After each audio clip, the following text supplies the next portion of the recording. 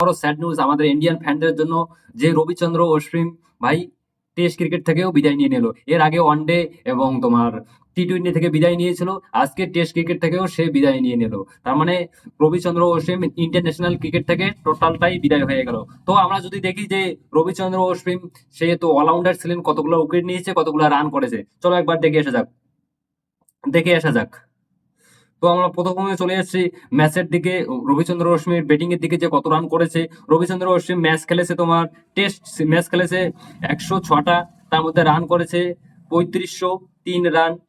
ODI খেলেছে 116টা, run করেছে 707 run. T twenty খেলেছে 65টা, রান করেছে 184 রান। এটা হলো রবিচন্দ্র অশ্বিনের ইন্টারন্যাশনাল রানের পারফরমেন্স। তো আমরা যদি দেখি যে উইকেট কটা পেয়েছে রবিচন্দ্র অশ্বিন, উইকেট পেয়েছে তোমাদের ওডিআইতে পেয়েছে 156টা, টি-টোয়েন্টিতে 72টা এবং টেস্টে 537টা। এটা ছিল রবিচন্দ্র অশ্বিনের টোটাল পারফরমেন্স। তো দেখো ভাই, এক সময় যে রবিচন্দ্র অশ্বিন ছিল আমাদের জন্য, যা মানে আমাদের জন্য যা কিছু করেছে, যা বলে বোঝাতে পারবো না।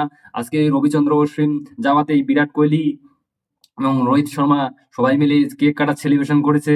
সবাই অনেক দুঃখী, অনেকেই আরো মানে দিয়েছে, বোধহয় দিয়েছে যে যাওয়ার। কিন্তু আমি সেটা বলতেছি না, বলতেছি যে রবিচন্দ্র অশ্বিন আবারও যেহেতু বয়স হয়ে গেছে ভাই, সবার একদিন তো ক্রিকেট থেকে বিদায় নিতেই হবে।